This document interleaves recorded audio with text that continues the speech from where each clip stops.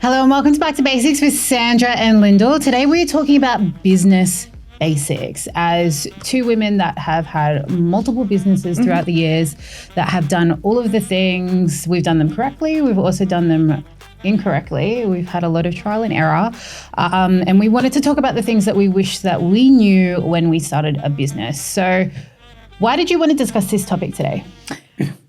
New year, and I feel like a lot of people want to dabble in starting their own business, and they just think that it takes a lot. Yeah. They need like a lot of resources, and not just money, but also like they need a lot of skill, or they need to hire people to do certain things for them, like web designers and things. And I don't have any of those things, so like this is just basically stripping it right back and just letting the people know like what's worked for us really well, and what are some of the things that like to keep in mind if you want to start your own business in 2024, if there's things that you want to improve on in your existing business for the year ahead. I think a lot of people overthink the process when they're starting out as well. I think we look at a lot of people that are highly successful in terms of having their own business, and sometimes not realize or know or understand the amount of work that's gone into it and the amount of years that it's taken for them to actually be successful. We talk about overnight success, but it's not really a thing. But we still look at emulating those people that are overnight successes, so to speak. I started my own business when I was a teenager. Like my first business I started as a teenager, not knowing that it was my own business, if that makes sense. Me and a friend of mine started selling hair extensions online through they had LiveJournal and Tumblr and like all of those, platforms that we had back then. We started selling hair extensions. We'd have these girls come to our house and we'd install these hair extensions. Wow. And they would pay us in cash. And that, now that I look back on it, that was a business.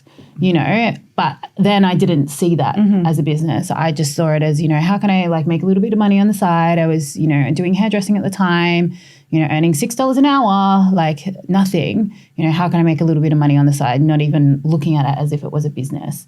And since then have had a lot of different businesses where I've had websites, I've, marketed through social media, I've done the email marketing, I've letterbox drops, like all the different things over the years. Some have worked, some have not worked.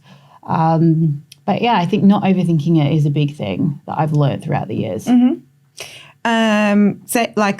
I guess that leads into one of the things that is good to remember is like market where it works, not what's trending.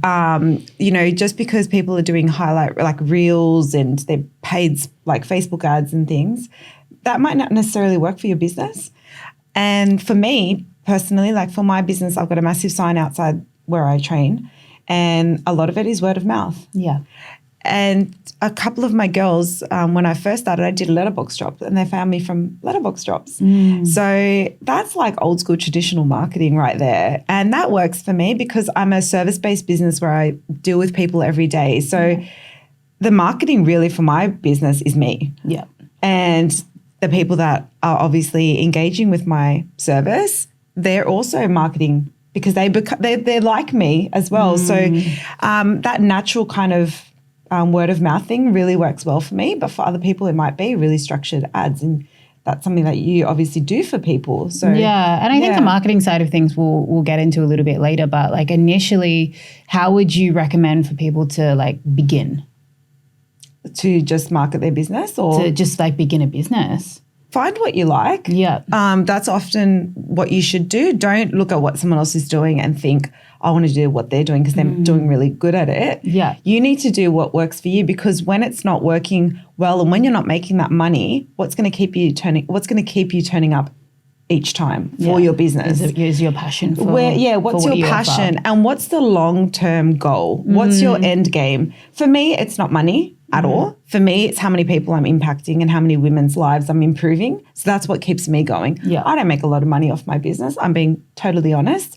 It pays the bills for my business to continue running and a little bit of the extra stuff on the side. But for me, it really is how many people I'm impacting and what am I leaving behind? What's that legacy that people will look back on when they're, 70 or 80 and be like, I was part of a girl group and we used to do burpees and blah, blah, blah. So that's like my worst nightmare.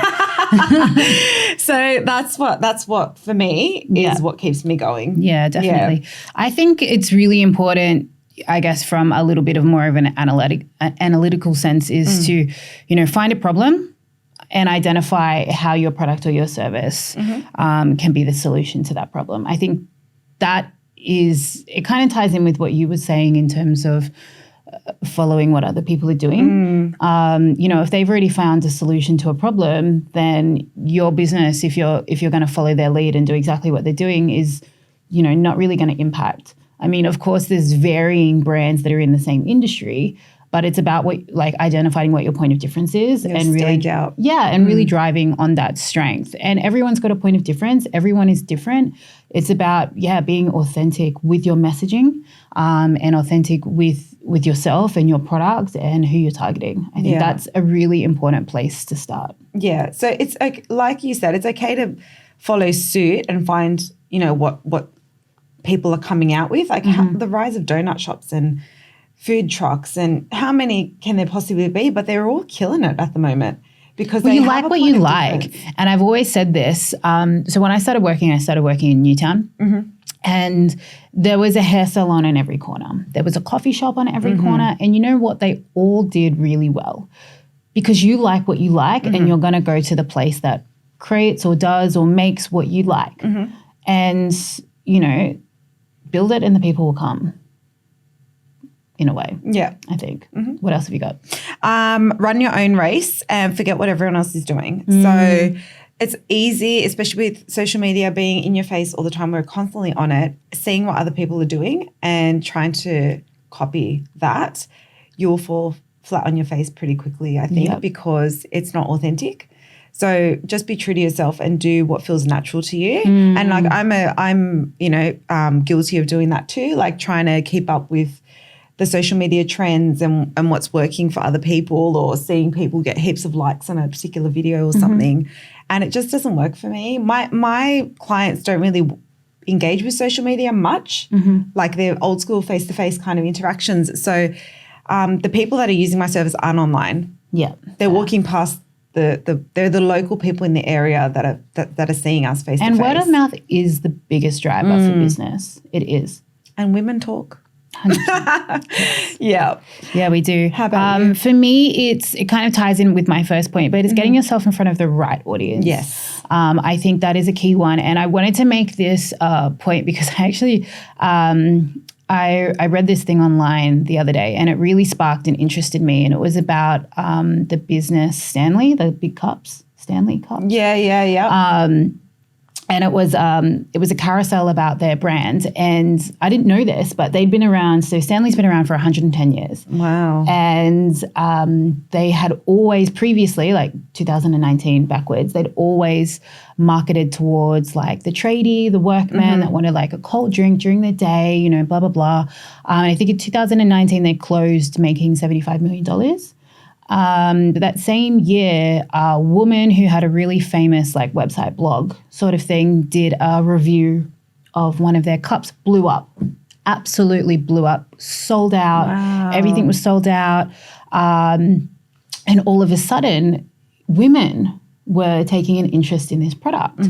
So apparently at the time, the president of the company saw this as an opportunity to really capitalize on this.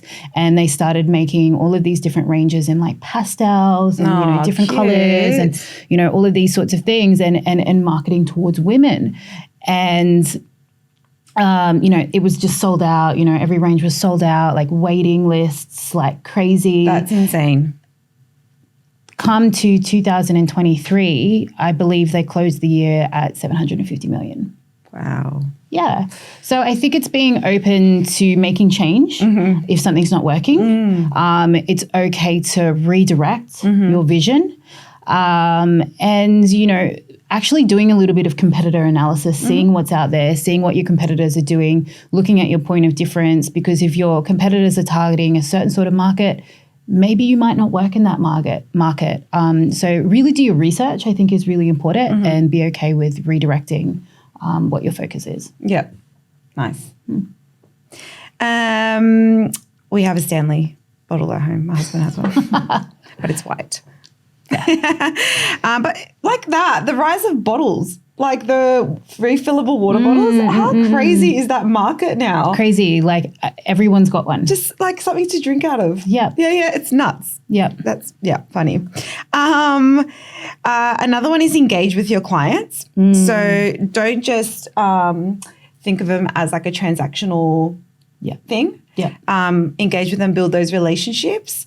And so one of my girls actually went and tried out a different type of gym environment during the break, because we're off, obviously. And she said it was quite transactional because they had classes starting after each other. So it was like, oh, welcome. And then as soon as the class is done, like, see you later. Yeah. Which I think is, I don't know, obviously it works because gyms are everywhere. Yeah. But for her, it was really important that was missing, that connection. I think it depends on what you're after. Like, obviously if you are after, building on those relationships and you're after the social factor of going to a class, then I can understand how that's really important. But I definitely understand, especially like the working class type of person that just needs to get in and get out and go to work. And like, it's just very in and out. So I guess I understand the need for both, but I guess it depends on what you're looking for. Yeah. But I think that in this day and age, to stand out, you do need to have that connection.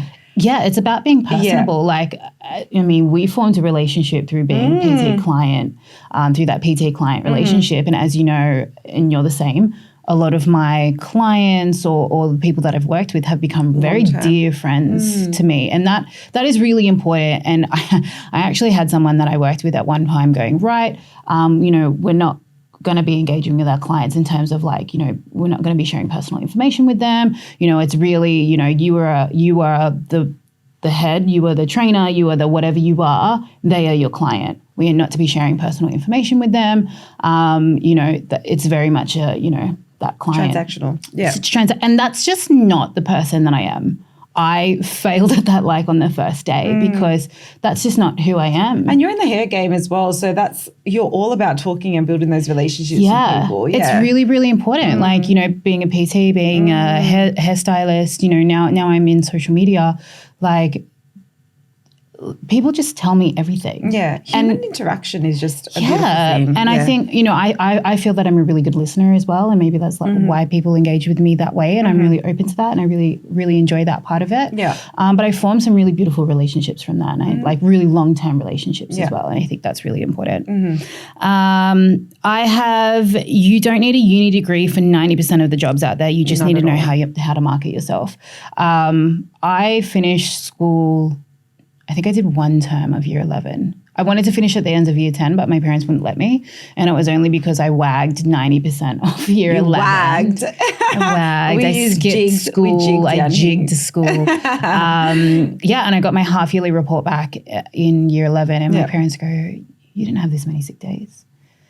And I never got caught until obviously that. Yeah. And they said, well, this is really expensive for us. We're not going to pay for you if you're not going to go there. And I was like, well, fucking great. Finally. I don't want to be here anyway. But I could understand, like, they wanted me to have what they didn't have or what they couldn't afford. And for them, that was a higher education. But I knew that what I wanted to do didn't involve having that piece of paper. I left mid-year 11 and went straight into hairdressing. Yeah. And I actually think it served as a bonus because when everyone was finishing school, I was already qualified. You know what I mean? Yeah. So I was already like earning, decent money. I was, working. I had a business at the time. Like I was already out there doing the things. And there are a lot of girls that I used to go to high school with that are like, fuck man, like actually really jealous of you because we're just starting now. But don't get me wrong. I've then gone and done lots of different courses and, I've done lots of different studies since then, but they're on the things that I wanted to learn about. Like for me, going to high school and going to religion class or going to social studies or going to science, that doesn't where's that used? What's algebra doing for us today? Exactly. Yeah. Like teach me how to do my fucking crazy. taxes. Yeah. You know, just it hasn't really benefited me in any type of way, I strongly believe. Yeah. And I'm really grateful and I'm glad that I left and I went to pursue what I wanted to pursue. Yeah. And then studied on the things that I wanted to study later. And you'd know that I've changed my direction so many times. You know, I've done hairdressing, I've studied that. You know, then I went and did PT and I studied that. And then I did, you know, social media and I studied that. And then I've moved into corporate and I've had my own business and, you know, I've done all, you know, I've been a sole trader. I've done all the things. I've redirected myself so many times and that's okay to do. And I'm so glad I didn't go to uni. Oh my God. I know. I went to uni and it sucks, but it's this piece of paper, to be honest. In all the jobs that I've applied for, they just want to see, it's literally a tick box. They don't even ask to see your certificate. There's no I've never evidence. once been asked for my qualifications, never once for anything. For me, it does. It impacts, like I think in the type of environment or work that I work in, you have to have that certificate, like the diploma or whatever, the bachelor you have. But they've never asked to see it and it's just a tick box. Can I just say as well on that, now that I'm in social media, I did my certification in marketing communications and then I went and did a diploma. And when I was applying for jobs last year, I can't even tell you how many people turned me down. So even though that I had all of this experience marketing my own businesses and, you know, all of the things that they needed, I'd already done in my own businesses. But because I didn't have direct marketing experience, like being in a marketing team for a company, I was not qualified for all of these positions. And now that I've, you know, essentially started my own business and I'm doing, you know, marketing and social media for other companies, I can do everything that they need plus more. You know, and it really goes to show that you've just got to back yourself, I think.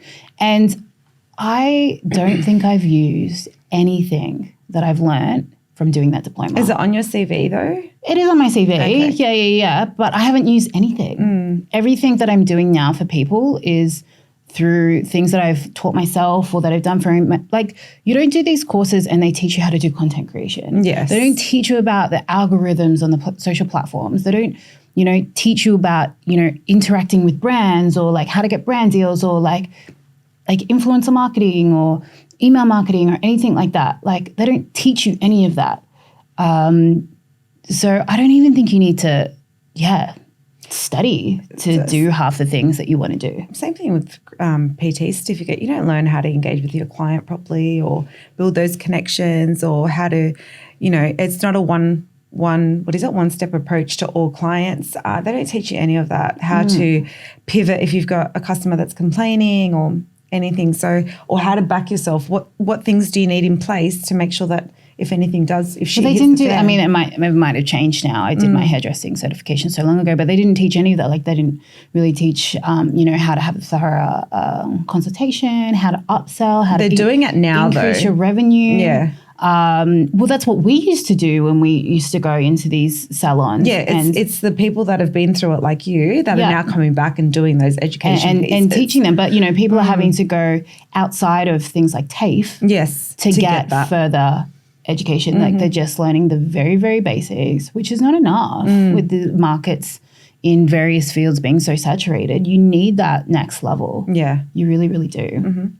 Gap in the market. New business venture. Wait, it's coming. It's coming. Business besties. The last one I'm going to finish with is just in terms of like websites and stuff. So I think it's really important to have a website or a landing page that people can go to find out more about you. So people can go to obviously your social media and everything, but even just a basic website that people can refer to where you've got like your testimonials, a bit about you, what makes you you and your point of difference. Yep. If you're a service-based business, I think it's so important to have an online booking system. Yep. I use Fresher, which is like a beauty therapist, hairdressing type of booking system. And if you don't have one or if you're not on any of those platforms that are available out there, I think you're falling behind. I think Calendly is another one that a lot of people work with. I use as well. Squarespace. Yes. So it makes it really easy. I capture payments through there. a lot of people just use cash at the moment, which I think is great, but people want ease of use. Yes. People want to be able to control. It's about the user journey. They want to have that control. They want to be able to. So with my booking platform, you can cancel your classes, reschedule them. You can see how much credits you've got left.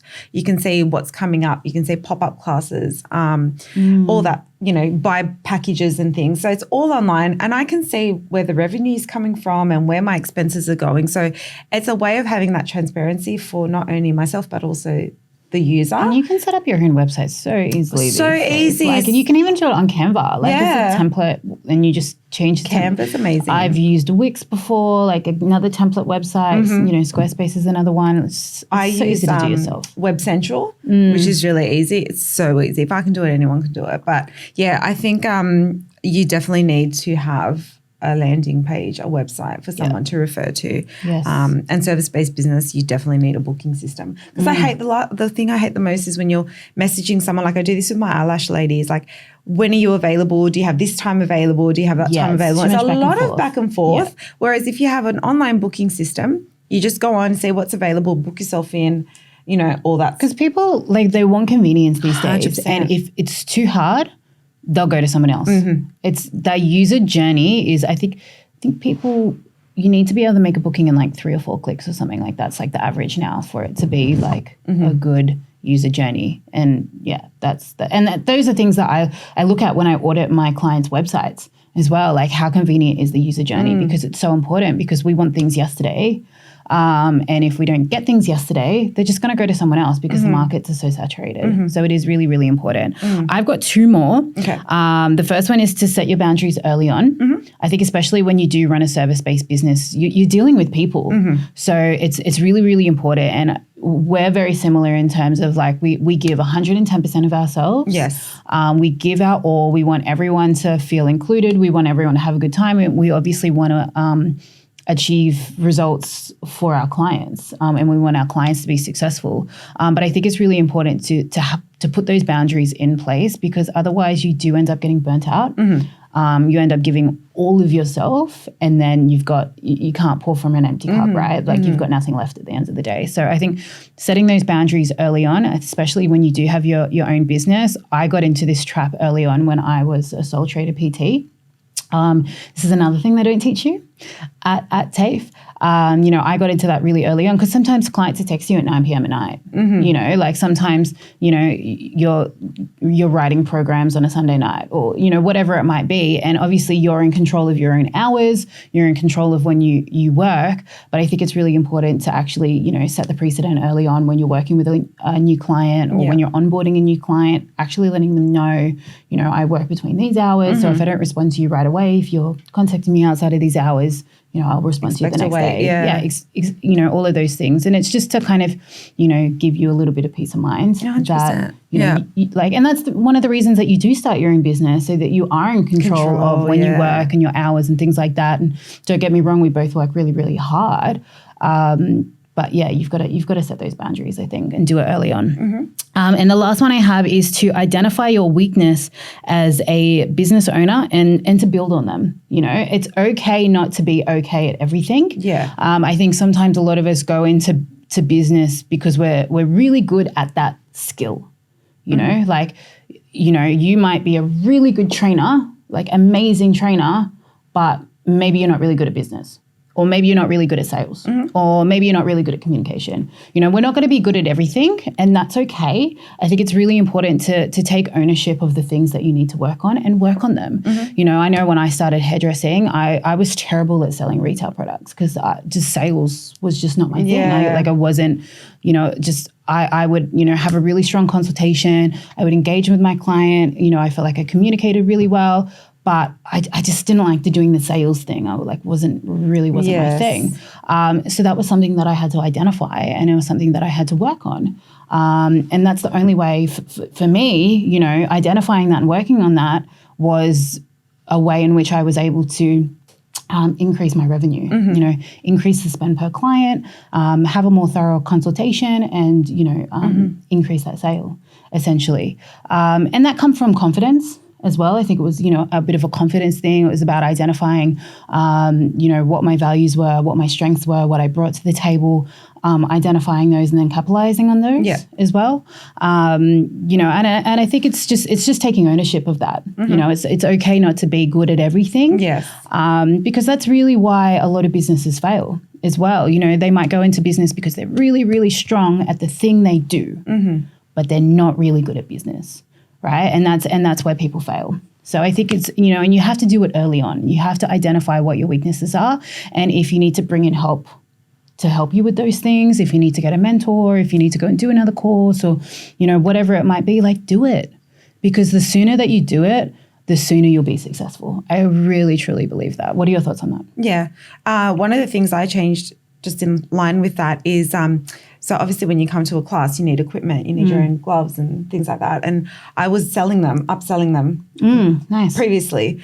So I let go of that because I had to order, I had to manage stock at home, I had to carry it around with me, and it just wasn't convenient for me to do that anymore. And it was actually causing me a lot of headache and grief to have all that stuff.